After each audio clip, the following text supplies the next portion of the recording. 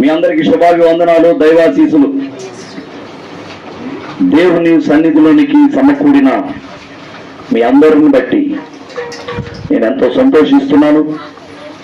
ఎందుకంటే జనులు దేవుని సన్నిధికి వెళుదాము రండి అని చెప్పుకొని చుట్టగా నేను విన్నప్పుడు నా హృదయం ఎంతో సంతోషించింది అన్నాడు దావీదు ఆత్మావేశుడై.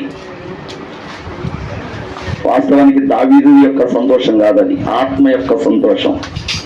జనులు మన దేవుని సన్నిధికి వెళుదాము రండి, కూడుకొని వెళ్ళి మనం ఆయన స్తుతించుదాము రండి అని వాళ్ళు చెప్పుకొనినప్పుడు నేను విన్నాను. అప్పుడు నాకు పట్టలేనంత ఆనందం వేసింది అని ఆత్మదేవుడు దావీదును ప్రేరేపించి కీర్తన రాయించాడు, ఒక కీర్తన. అలాగనే మరి జనులు కూడి వస్తున్నారు దేవుని సన్నిధికి. వచ్చిన మిమ్మల్ని మీకు అందరికీ ప్రభువైన యేసుక్రీస్తు నామములో శుభాభివందనాలు, దైవాశీసులు. ఎవరైనా కానీ దేవుని సన్నిధికి వచ్చేది, ముఖ్యంగా మొన్న గడిచిన వారంలో ఎవరింటి దగ్గర, కీర్తి వాళ్ళ ఇంటి దగ్గర ఆడగా అనేకులు రక్షణ లేని వాళ్ళు వచ్చారు, రక్షణ పొంది నామకార్థపు భక్తి చేస్తున్న వాళ్ళు వచ్చారు. వాళ్ళ మధ్యలో ఒక ప్రశ్న వేశాను, మనము దేవుని సన్నిధికి ఎందుకు వెళ్ళాలి, దేవుని సన్నిధికి ఎందుకు వెళ్ళాలి అని ప్రశ్న వేశా. ఆ ప్రశ్నకి తలా ఒక రకంగా చెప్పాడు, తలా ఒక రకంగా. మనుషులు ఏది ఆశీర్వదింపబడాలని, రోగాల నుండి విడుదల పొందాలని, దీవెనలు పొందాలని, మరి ఆరోగ్యంగా ఉండాలని, ఆయుష్ పెరగాలని, సకల రుగ్మతల నుండి విడిపింపబడాలని, రక్షణ పొందాలని, ఆత్మను పొందాలని, పరిచర్య చేయాలని, ఇలాగున ఆయన్ని స్తుతించాలని ఎంతో మంది ఎన్నో కారణాలు చెప్పారు. నేనంటాను, ఆ రోజున నేను తీసుకొని చెప్పిన మాట ఏంటంటే, ముందుగా మనం దేవుని సన్నిధికి వెళ్లాల్సింది ఏదో పోయి ఆ సంబరం చూసి వద్దామని, లేకపోతే మొక్కుబడిగా మన కానుక ఏదో వేసి వద్దామని, లేకపోతే ఏదో పోయి కనపడి వద్దాం దేవుడికి. వచ్చాను ప్రభువా, ఏది ఆ హై స్కూల్లో కనుక నంబర్ పిలవగానే ఎస్ఆర్ అంటారు చూడు పిల్లలు, అట్లాగునా వచ్చాను ప్రభువా అని హాజరైపించుకొని పోవటానికి. అట్లా కాదు, నువ్వు దేవుని సన్నిధికి అసలు ప్రాముఖ్యంగా ఎందుకు రావాలి అంటే, నీ ఆత్మ రక్షింపబడినట్లు. మనిషి పెద్ద ప్రమాదంలో ఉన్నాడు, భయంకరమైన ప్రమాదంలో ఉన్నాడు. సాతాను ఆల్రెడీ వాడి జుట్టు పట్టుకొని ఉన్నాడు పాతాళాన్ని గీడ్చుకుపోవటానికి. వీడు ఎప్పుడు ఈడ మరణిస్తాడా, వీడి ఆత్మను నేను పాతాళాన్ని కొనిపోవాలని ఆల్రెడీ రెడీగా పొంచి ఉన్నాడు. ఈ కోతి శాస్త్రాలు ఇక్కడ కాసేపు ఆగండి. ఆల్రెడీ సాతానుడు పొంచి ఉన్నాడు, పెద్ద ప్రమాదంలో ఉన్నారు. నీకు అర్థం కావట్లేదేమో. ఎందుకంటే పాపము వలన వచ్చు జీతము మరణం. మరణం అంటే ఈ భౌతికంగా ఇక్కడ మరణించడం కాదు. ఇక్కడ మరణించినోడు మళ్ళా లెగుస్తాడు, ప్రతివాడు లెగుస్తాడు. అర్థమైందా? రక్షణ పొందినోడు లెగుస్తాడు, పొందనోడు లెగుస్తాడు. ఇక్కడ నిద్రపోతున్నారు అని ప్రభు చెబుతున్నాడు. మనుషులు భూమి మీదకి వచ్చారు కదా, ట్రైనింగ్ కోసం శిక్షణ పొందడానికి వచ్చారు కదా. ఏం శిక్షణ? పరలోకంలో మనకి ఒక ఉద్యోగం ఉంది.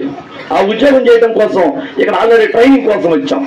ఒక వ్యక్తికి ఉద్యోగం వచ్చింది అనుకో, జక్రయ్య నీకు ఉద్యోగం వచ్చింది, మొన్న నువ్వు కూడా ప్రైవేట్గా చేస్తున్నావు కదా, నీకేమైనా ట్రైనింగ్ ఇచ్చారా? ముందు ఉద్యోగంలో పోగానే వెంటనే నువ్వు డ్యూటీలో జాయిన్ అయినట్టే అన్నారా? ట్రైనింగ్ ఇస్తారు. అసలు నీ ఉద్యోగం ఎలా చేయాలి, ఏమేమి చేయాలి, ఎలా చేయాలి, ఎలా మేనేజ్ చేయాలి, ఇదంతా నేర్పుతారు. ఒక గవర్నమెంట్ ఉద్యోగం వచ్చిందంటే కనీసం 6 నెలలు ట్రైనింగ్ ఉంటుంది. ఆ ట్రైనింగ్ ప్రకారం తర్వాత చేయాలి, 30 సంవత్సరాలు చేయాలి. అలాగున పరలోకంలో 1000 సంవత్సరాలు బ్రతకడం కోసం ఇక్కడ మనం 100 ఏళ్ల జీవితంలోనికి ట్రైనింగ్కి వచ్చాం. బైబిల్ అదే చెప్తుంది. మనము శిక్షణ పొందటానికే ఈ భూమి మీదకి వచ్చామని. శిక్షణ అంటే ట్రైనింగ్. అయితే ఆ ట్రైనింగ్ ఏదో అసలు మనం అక్కడ పోయి చేయాల్సింది ఏదో అది అసలు మనిషికి ధ్యాస లేదు, మనిషికి అసలు ఆ తలంపులు లేవు. అసలు నేను ఎక్కడి నుంచి వచ్చాను, నేను ఇక్కడికి ఈ భూమి మీదకి నా తల్లి గర్భంలో ఎందుకు పుట్టాను, నేను కారణం లేకుండా పుట్టానా, ఏ ఉపయోగం లేకుండా నేను పుట్టి పెరుగుతున్నానా అని మనిషికి తలంపు ఆలోచన అసలు లేదు. ఏదో రోజులు గడిచిపోతున్నాయి, ఓ ముద్దు తింటున్నాం, పని చేసుకుంటున్నాం, వీలైతే 4 రాళ్ళు వెనకేసుకుంటున్నాం, మన పిల్లలకు కూడబెట్టుకుంటున్నాం, జీవితం గడిచిపోతుంది. తర్వాత ఎవడు రెడ్డు ఎవడు రాజు ఎవడు బిక్కాడో తర్వాత సంగతి, ఎవడు చూస్తాడు, ఎవడు ఎక్కడికి పోతాడు, నరకమో పరలోకమో తర్వాత ఎవడు చూసి వచ్చాడు అవన్నీ అంటున్నారు. ఎవడు చూశాడు నరకం ఉందని పరలోకం ఉందని అంటున్నారు. ప్రియమైన పిల్లరా, నరకం ఉంది పరలోకం ఉంది నువ్వు నమ్మవు, ఓకే తీసేయి.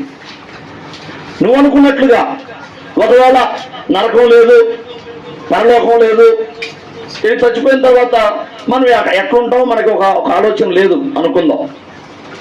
నేను మాత్రం పాపం విడిచిపెట్టి పరిశుద్ధంగా బ్రతుకుతున్నాను, మంచి క్రియలు చేస్తున్నాను, నీతి క్రియలు చేస్తున్నాను. చనిపోయిన తర్వాత పరలోకం లేదు నరకం లేదు, నాకేమైనా నష్టమా? నాకు నష్టం లేదు, దుర్మార్గం పనులు చేసిన వాడికి నష్టం లేదు.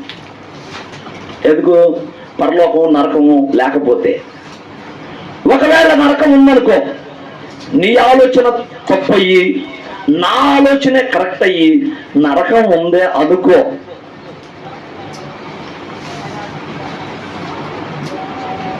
ప్రకటన గ్రంథం 21వ అధ్యాయం 8వ వచనం చెప్పినట్లుగా పిరికివారును అవిశ్వాసులను పిరికివాళ్ళు అంటే భక్తి చేయాలంటే భయం, బ్రతకాలంటే భయం, సమస్యలు చూసి భయం, బాప్తిజం పొందాలంటే భయం, తల్లిదండ్రులు ఏమంటారో భయం, కులస్తులు ఏమంటారో భయం, కులానికి ఏం సమాధానం చెప్పుకోవాలి, మా వాళ్ళకి మా బంధువులకి ఏం సమాధానం చెప్పుకోవాలి, మమ్మల్ని ఎలేస్తారేమోనని భయం, పిరికితనం, దేవుని అంగీకరించాలంటే భయం, పాపాన్ని విడిచిపెట్టాలంటే భయం, పరిశుద్ధంగా బ్రతకాలంటే అమ్మో మన వాళ్ళు ఏడైద్ది, ఆ పత్యాలు మనం ఏడుంటాం అంటారు. ప్రియమైన పిల్లరా, ఏదేమైనా పిరికివారును అవిశ్వాసులు అంటే నమ్మనోళ్ళు, అసహ్యమైన కార్యాలు చేసేవాళ్ళు, మనుషులు చంపేవాళ్ళు, వ్యభిచారం చేసేవాళ్ళు, మాంత్రికులు అంటే ఆ దుష్ట ఆత్మలను ఆవహించేవాళ్ళు, విగ్రహాలను ఆరాధించేవాళ్ళు, అబద్ధాలు ఆడేవాళ్ళు అందరూ కూడా అగ్ని గంధకములతో మండు గుండము ఒకటి ఉంది, అందులో పాలు పొందుతారట అని. ఇది 2వ మరణం. మనిషి సహజంగా అందరూ మరణిస్తారు, మనం మరణం అంటున్నాం కదా, అది మొదటి మరణం. 2వ మరణం ఉంది. ఈ మరణం కాకుండా ఇది చనిపోయిన తర్వాత మనిషి 2వ మరణంలోకి వెళ్తున్నాడు. అదే అసలు పెద్ద ప్రమాదం. అర్థమైందా? ఈడ భౌతికంగా అందరూ చేస్తాం, మీకు చెప్పే నేను చేస్తాను, మీరు చేస్తారు, రక్షణ లేనివాడు కూడా చేస్తాడు, అందరూ చేస్తాం. కానీ యేసుక్రీస్తునందు విశ్వాసం ఉంచి చనిపోయిన వాడిని దేవుడు ఏమంటున్నాడంటే, ఇదిగో నా ప్రియులు నా పిల్లలు నిద్రించుచున్నారు అన్నాడు. అంటే నిద్రపోతున్నారు, భూమిలో దాచబడ్డారు వాళ్ళు. నేను తగిన కాలం ముందు నేను వస్తాను, నా పిల్లలారా రండి అని ఒక కేక వేయగానే మేఘాల మీద నుండి నా పిల్లలు భూమిని చీల్చుకొని సమాధులు పగలగొట్టుకొని లెగుస్తారు, వాళ్ళ దేహాలు లెగుస్తాయి. ఎక్కడ లెగుస్తాయి ప్రభు? అన్ని కుళ్ళిపోయి ఉంటాయి కదా, ఆ శరీరం అంతా మట్టిలో కలిసిపోద్ది కదా, ఒక 3-4 నెలలు అయితే ఏడుంటుంది అంటామేమో. అసలు మట్టి నుండే మనల్ని చేశాడు, మన దేహం మరలా మట్టి అయిపోతుంది, ఆ మట్టిని మరలా ఆయన పిలిస్తే మరలా దేహం వచ్చింది. హల్లెలూయా. మట్టిలో కలిసిపోయింది మన దేహం, పరమాణువులాగా చిన్న చిన్న మట్టి కణాల్లాగా అయిపోయింది. ఆయన పిలుపుకి మళ్ళా దేహం అంతా సమకూడిద్ది, మళ్ళా దేహం లెగిసిద్ది, ఆ మట్టిని చీల్చుకొని లెగుస్తాం. యేసుక్రీస్తునంత మృతులు ధన్యులు. ఎందుకో తెలుసా? వాళ్ళు మొదటి పునరుద్ధానంలో లెగుస్తారు. వీళ్ళు పరిశుద్ధులు, యేసుక్రీస్తునందు విశ్వాసం ఉంచిన వాళ్ళు లెగుస్తారు. అయిపోయింది. నేను ఇందాక చెప్పా, అందరూ పాపులు కూడా లెగుస్తారని. వాళ్ళు ఎప్పుడు లెగుస్తారు తెలుసా? 1000 ఏళ్ల తర్వాత లెగుస్తారు. 1000 ఏళ్ల నీతి పరిపాలన ప్రభుది భూమి మీద జరిగింది.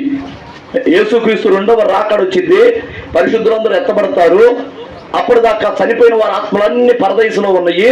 ఆ ఆత్మలను వెంట పెట్టుకొని వస్తాడు. దేహాలన్నీ ఇక్కడ ఉన్నాయి. ఆత్మలు దేహాలు కలిసిపోయి మహిమగా మార్చబడి ప్రభుతో పాటు పరలోకానికి వెళ్ళిపోతారు.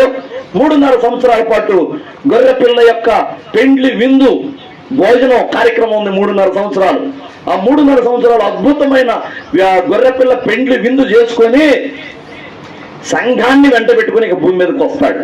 పరిశుద్ధుల్ని మహిమగా మార్చబడిన వాళ్ళని తీసుకొని భూమి మీదకి వచ్చి ఆయన జకర్యా గ్రంథంలో చెప్పినట్లుగా ఆయన ఎక్కడ ఎరుకో కొండనా ఒలీవ కొండ మీద తన పాదము మోపగానే, ఒకప్పుడు సాదా సీదా మనిషిలాగా వచ్చాడు కదా యేసయ్య, ఈసారి మహిమతో ఆర్భాటంతో ప్రధాన దూత శబ్దంతో మహావైభవంగా వస్తాడు. తన శక్తులతో వస్తాడు. ఆయన్ని అప్పుడు ఎదుర్కొనేవాడు ఎవడు ఉండడక. భూమి మీద సాతాను వాడి దూతలు అన్ని బంధింపబడతారు 1000 ఏళ్ల పాటు పాతాళంలో. ఆ 1000 ఏళ్ళు ఆ ప్రభువు ఈ ఏలుబడి చేయడానికి తన సంఘాన్ని వెంట పెట్టుకొని వస్తాడు. వచ్చినప్పుడు ఆ ఒలీవ కొండ మీద తన పాదము మోపగానే తూర్పు తట్టునకును పడమటి తట్టునకును నడిమికి విడిపోయి సగము కొండ తూర్పు తట్టునకును ఏమైంది?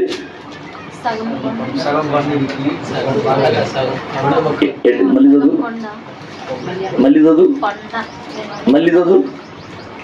ఒలీవ కొండ మీద ఆయన పాదములుంచగా ఒలీవ కొండ తూర్పు తట్టునకును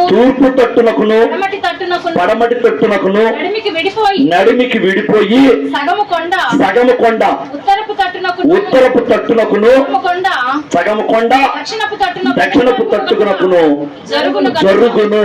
తూర్పు నుంచి పడమరికి కొండ నెర్రిచ్చి 2 భాగాలు అయిపోద్ది.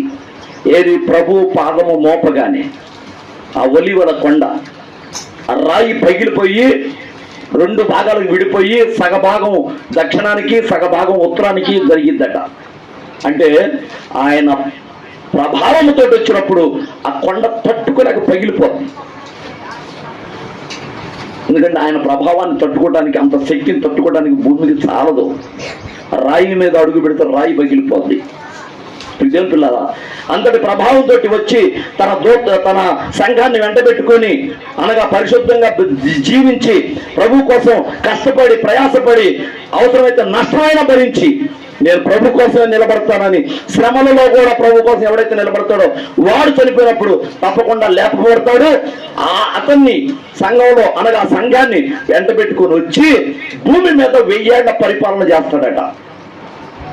వాళ్ళందరూ మంత్రులుగా, ముఖ్యమంత్రులుగా, ప్రధానమంత్రులుగా, ఎమ్మెల్యేలుగా, ఇంకా సర్పంచులుగా, కమిషనర్లుగా, డీజేపీలుగా, డిఐసీలుగా, ఇంకా పోలీస్ డిపార్ట్మెంట్ లాగా, ఎంఆర్ఓ లాగా, కలెక్టర్ లాగా అందరికి అధికారం ఇచ్చి తన పిల్లలకి భూమి మొత్తాన్ని 1000 ఏళ్ల పాటు పరిపాలన చేస్తాడట.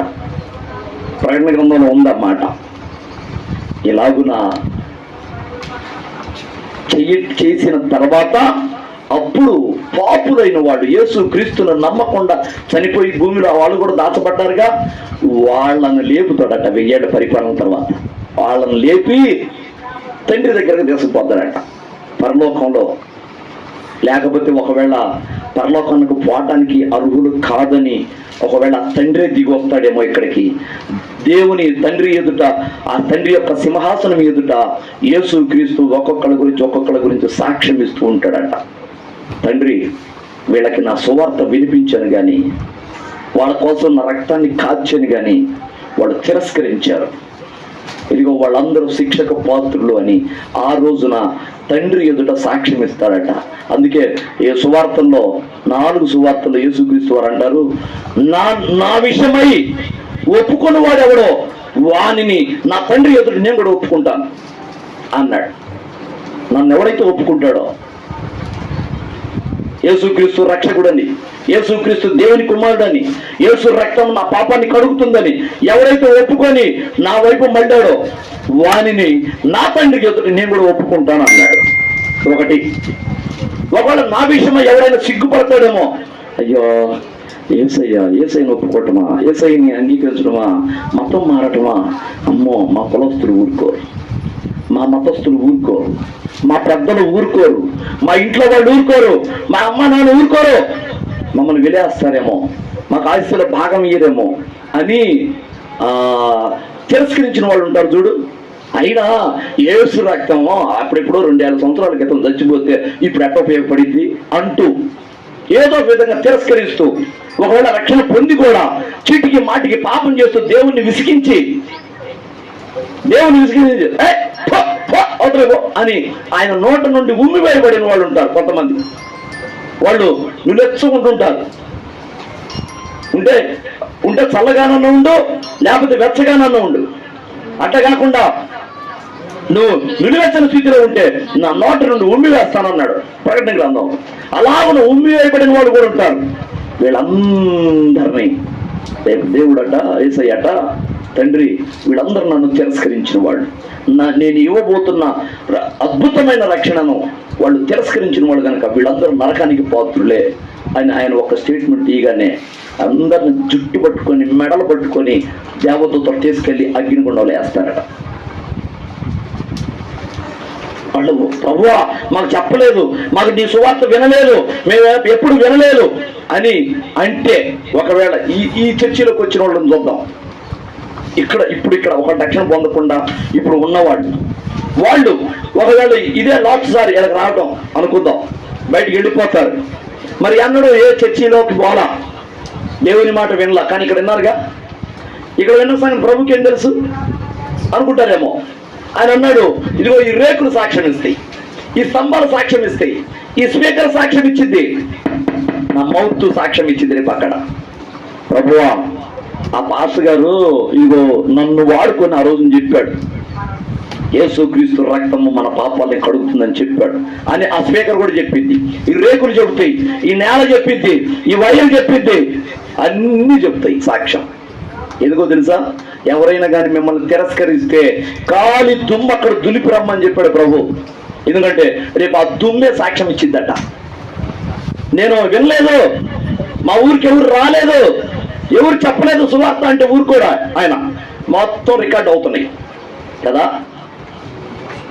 కాబట్టి మనము దేవుని సన్నిధికి ఎందుకు వెళ్ళాలి అంటే, శ్రేష్టముగా ముందుగా మన ప్రవర్తన సరి చేసుకొని పాపము నుండి మళ్ళుకొని యేసు క్రీస్తు రక్తములో నువ్వు కడగబడాలి. ఇక ఆ తర్వాత ఇక ఆశీర్వాదము, ఆరోగ్యము, ఆయుష్, సిరి సంపదలు, ఇంకా నువ్వు ఏమేం చెప్పారు ఆ రోజున, ఆ స్వస్థతలు, అవునా, నువ్వు చేసే పరిచర్య మొత్తం ఇక అంతగా అవి మొత్తం కలిపి ఆశీర్వాదం కింద చేసుకోవచ్చు. మొత్తం ఆశీర్వాదమే. ఆశీర్వాదం అంటే ఏందని చెప్పుకున్నావు ఒకరోజు. ఆశీర్వాదం అంటే ఏంది? డబ్బా. డబ్బు మరి చాలా మంది ఉంది, చాలా ఉంది. డబ్బు కలిగిన వాళ్ళు చాలా మంది ఉన్నారు లోకంలో. కోటీశ్వరులు ఉన్నారు, భూస్వాములు ఉన్నారు, 100 ఎకరాలు ఉన్న వాళ్ళు ఉన్నారు. కానీ వాళ్ళు ఆశీర్వదింపబడినట్లు కాదు. ఎందుకంటే వాడికి మనశ్శాంతి లేదు, వాడు సత్యం నరకంలోనే ఉంటాడు. వాడికి ఇంకా అదేం ఆశీర్వాదం? ఒకడు లోకంలో సంపాదించుకొని వాడు వెళ్ళి నరకంలో పట్టడం వాడికి ఏం లేదు. లోకాన్ని సంపాదించుకున్నాడు, వెండి బంగారాలు కొట్టేసుకున్నాడు, ఒక కెంట వేసుకున్నాడు వెండి బంగారాలు. ఉపయోగమే ఉంది? వాడు ఆత్మ వెళ్ళి రేపు అగ్నిలో పడింది, కాలింది, అగ్నిగుండంలో మునుగుతూ లెగుస్తూ, అగ్ని సముద్రంలో మునుగుతూ లెగుస్తూ కేకలు పెడుతూ చచ్చిపోతే బాగుండు అనుకుంటారు, కానీ సావు. ఆ అగ్ని ఎప్పుడు ఆరిపోతుందో తెలియదు. యుగ యుగాలు ఏడుపు పండ్లు కొరుకుంటా ఉండునని ప్రకటన గ్రంథం చెప్తుంది. అంతటి దౌర్భాగ్యమైన స్థితిలోకి పోకూడదనే, నిత్య నరకాగ్ని నుండి తప్పించబడాలనే, అసలు ఆ దేవుడే మరణాన్ని రుచి చూడాల్సిన అవసరం లేని ఆ దేవుడే వచ్చి మరణించాడు మన కోసం, మనల్ని రక్షించడం కోసం. అంత ఆషామాషాగా ఉందా రక్షణ అంటే? యేసు ప్రభువే, ఆ దేవుని కుమారుడే వచ్చి నీ కోసం చనిపోవాల్సిన పరిస్థితి వచ్చిందంటే అది ఎంత భయంకరమైన అయితే కదా. సహజంగా మనమందరం దేవుని సన్నిధికి వచ్చేవాళ్ళం, తర్వాత రక్షణ పొందుతామేమో, కానీ సహజంగా మనం అనుకునేది నేను దేవుని దగ్గరికి పోతే ఆశీర్వదింపబడతా అనుకుంటాం. డబ్బు ఉంటే ఆశీర్వాదం కాదు. డబ్బు ఉన్నా లేకపోయినా నీ ఆత్మ ఒకవేళ ఇక్కడ పస్తులుండా, అడుక్కు తిన్నా, ఒకవేళ సమృద్ధిగా ఉండా, నువ్వు రాజువైనా, నువ్వు బికారివైనా, నువ్వు రక్షణ పొంది ఉంటే, యేసుక్రీస్తుని నీ సొంత రక్షకునిగా అంగీకరించి నువ్వు గనక జీవించగలిగితే నువ్వు నీకంటే ధన్యుడు లేడు. అదే ద్వితీయోపదేశ కాండము చివరి అధ్యాయము. ఓ ఇశ్రాయేలు, యెహోవా రక్షించిన నిన్ను పోలిన వాడెవడో. ఓ ఇశ్రాయేలు, ఇశ్రాయేల్ అంటే రక్షణ పొందినవాడు. యెహోవా రక్షించిన నిన్ను పోలిన వాడెవడో లేడు. ఎందుకంటే నీ తర్వాత నీ ఏ ప్రధానమంత్రి అయినా, ఏ అమెరికా ప్రధాని అయినా, ఏ కోటీశ్వరుడైనా నీకు సమం కాదు. ఎందుకంటే నువ్వు పొందిన రక్షణకి అసలు వాడికి ఉన్న కొండంత బంగారం ఇచ్చినా కూడా రక్షణ రాదు వాడికి. నీ రక్షణతో ఎవరి సమం కాదు, ఏది సమం కాదు. కాబట్టి ఆ రక్షణ పొందే చూడు నిన్ను పోలిన వాడు ఎవడు అని ద్వితీయోపదేశ కాండం 31వ అధ్యాయము ఆ చివరి అధ్యాయంలో ఉంటుంది. తీసారా? తీయలేదా?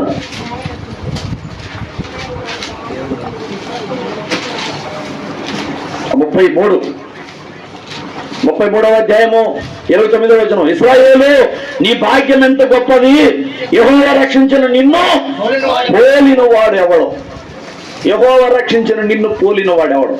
నిన్ను పోలినాడు ఎవడో లేడని అర్థం కదా. అయితే దేవుని దగ్గర మనము ఆశీర్వాదం పొందాలి, కానీ దేవుణ్ణి లేని ఆశీర్వాదం మనకు వద్దు. వెండి బంగారం కోసం పరిగెత్తమాకండి. నేను చెప్తున్నాను కదా, వెండి బంగారం అసలు నువ్వు ఇక్కడ సంపాదిస్తే ఎంత సంపాదిస్తావు చెప్పండి. నువ్వు ఎంత కష్టపడు, జీవిత కాలం కష్టపడు, నువ్వు వడ్డీ వ్యాపారం చేయి, షేర్లు కొను. ఇవి టాటా బిర్లా లాగా, రతన్ టాటా లాగా. మహా అయితే భారతదేశాన్ని నేను 10 ఏళ్ల పాటు పరిపాలిస్తానన్నాడు. ఎవరు? రతన్ టాటా. 10 ఏళ్ల పాటు గవర్నమెంట్ డబ్బు లేకుండా భారతదేశం మొత్తాన్ని 10 సంవత్సరాల పాటు నేను పరిపాలిస్తానన్నాడు, తన సొంత డబ్బుతోటి. అంత డబ్బు ఉంది ఆయన దగ్గర. అయినా కానీ ఎంత డబ్బన్నా ఉండని, దేవుడు లేకుండా నువ్వు పొందుకునే అంత డబ్బు కూడా నిన్ను పరలోకానికి చేర్చదు. తర్వాత సజీవంగా నరకంలో ఏడుస్తూనే ఉండాలిగా, కేకలు పెడుతూనే ఉండాలిగా. నువ్వు ఈ 100 ఏళ్ల జీవితం జీవించిన తర్వాత పోతే పరలోకానికన్నా పోవాలి. 1000 సంవత్సరాలు యుగాలు అక్కడ ప్రభుత్వం నివసించడానికి, లేదా అది మిస్ చేసుకున్నావా 1000 సంవత్సరాలు నరకంలో యాతన పడుతూ ఉండాలి. ఏ జీవితం కావాలి? భూమి మీద ఉండగానే నువ్వే నిర్ణయించుకోవాలి. ఈ ప్రాణం నీ దేహంలో ఉండగానే. ఎందుకంటే నీ ప్రాణం పోయిన తర్వాత నీ ఆత్మ బాప్తిజం పొందడానికి అవకాశం ఉండదు. నీ దేహం ఏమో భూమిలో పూడ్చిపెడతారు. కావాల్సింది ప్రాణము, ఆత్మ, దేహానికి మూడిటికి కలిపి బాప్తిజం కావాలి. 3 పరిశుద్ధపరచబడాలి. నీ ప్రాణము, నీ ఆత్మ, నీ దేహము 3 పరిశుద్ధపరచబడాలి. దేహాన్ని విడిపోయిన తర్వాత నేను నా ఆత్మ ప్రాణం ఉన్నాయి, నేను నా బాప్తిజం పొందుతానంటే ఇచ్చేవాడేవాడు? అవి కనబడవుగా. దేహముతో ఉండగానే నువ్వు చేయాల్సిన పని అది, బాప్తిజం పొందాలి. నమ్మి బాప్తిజం పొందిన వాడు రక్షింపబడు, నమ్మని వానికి శిక్ష విధింపబడు. కాబట్టి అసలు ఆశీర్వాదం ఏంటంటే ముందుగా రక్షింపబడటమే. ఆ రక్షింపబడిన తర్వాత ఇక ద్వితీయోపదేశ కాండం 28వ అధ్యాయంలో చెప్పుకున్నాయన్నీ నువ్వు స్వతంత్రించుకోవడానికి నువ్వు అర్హుడు అవుతావు. దేవుని చిత్తమైతే అవన్నీ నువ్వు పొందుకుంటావు, రాజు అవుతావు.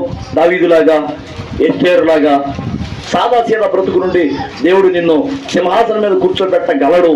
ఒకవేళ లేదనుకో, ఉన్నదాన్ని కూడా విడిచిపెట్టి మోషే వలె కష్టపడాల్సిన పరిస్థితి వచ్చింది. ఏదేమైనా దావీదైనా పరలోకంలో ఉన్నాడు, మొత్తాన్ని విడిచిపెట్టి కష్టపడిన మోషే కూడా పరలోకంలో ఉన్నాడు. అవునా కదా? గొర్రెలు కాచుకునే దావీదు సింహాసనం మీద పోయాడు, రాజు అయ్యాడు, అయినా పరలోకంలో ఉన్నాడు. మరి రాజరికం విడిచిపెట్టి నా ప్రజలతో నేను కష్టపడతానని వచ్చిన మోషే కూడా పరలోకంలో ఉన్నాడు. ఎందుకంటే ధనం ఉండా లేకపోయినా నువ్వు ఉన్నత స్థితి నుండి కింద స్థాయికి వచ్చిన, కింద స్థాయి నుంచి ఉన్నత స్థితికి పోయినా నువ్వు దేవుని కలిగి ఉంటే ఖచ్చితంగా పరలోకంలో ఉంటావు. దేవుడు లేకపోతే మేడున్న మిద్దున్నా, పెద్ద గద్దె మీద నీ ఉన్నా, ఏ సన్న లేకున్నా నీకున్నదంతా సున్నా. బాగా పాడాడు శ్రీనివాసన్ గారు. రాస భలే ఉంటుంది.